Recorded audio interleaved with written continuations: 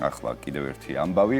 მკვლევარების საერთაშორისო გუნდმა ტესტირების ახალი მეთოდი შეიმუშავა, რომლის საშუალებითაც ბავშვებში ჭარბწონიანობის რისკის განსაზღვრა წინასწარ იქნება შესაძლებელი. ესეთი ამბავია. ინოვაციური მიდგომა GPS ტესტირების სახელწოდებითაა ცნობილი.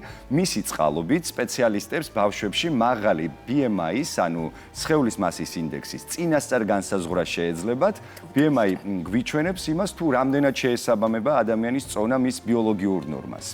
და როგორც მეცნიერები ამბობენ, ტესტირების ახალი მიდგომა 5 მილიონზე მეტი ადამიანის გენეტიკური მონაცემების ბაზაზე დაყრდნობით შეიქმნა და ის სხვა მსგავს მეთოდებთან შედარებით ორჯერ უფრო ზუსტი და ეფექტიანია.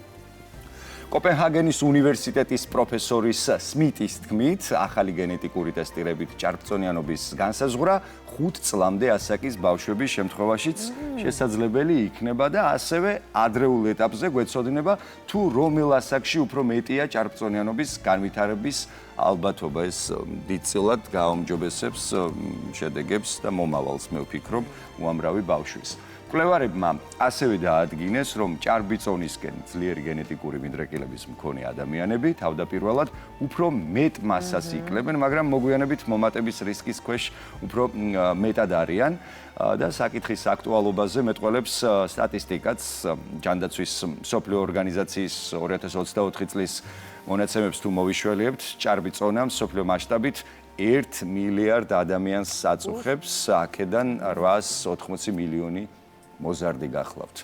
ის ევროპაში ყოველწლიურად 1,200,000 ადამიანზე მეტის გარდაცვალებას იწვევს სამწუხაროდ და ხდება ამის მიზეზი და მეცნიერების თქმით, ახალი გენეტიკური ტესტები მშობლებს უფრო მეტ დროს მისცემს ბავშვებს ჯანსაღი ჩვევების ჩამოყალიბებაში დაეხმარონ და ჭარბი წონის რისკი შეამცირონ მინიმუმამდე.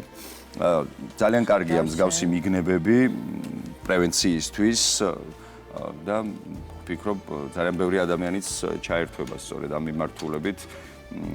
წინასწარ განსაზღვრული მიდრეკილება რაღაცნაირად მეტ საპრევენციო ღონისძიებებს გაატარებინებს მშობლებს და იმედია, რომ ეს ციფრი შემცირდება საგანგაშოა. პატერნები ძალიან დიდწილად განაპირობებს შემდგომ აი ამ ესე ვთქვათ, პანდემიურ პროცესში, რომელსაც სიმსუქნის პანდემიას უწოდებენ, ჩაებმევა თუ არა ჩვენი რომელიმე ოჯახის წევრი.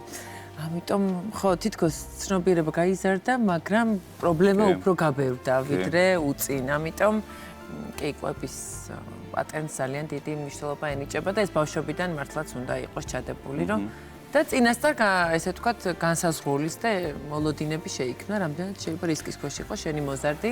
კი ბატონო. და წარმოიდგინე მილიარდი ადამიანისგან 800-ზე მეტი მილიონი რომ მოზარდია, სწორედ ამასაკობრივ ჯგუფზე მოდის, ესე იგი მეტი ჭარბი წონის შემთხვევები.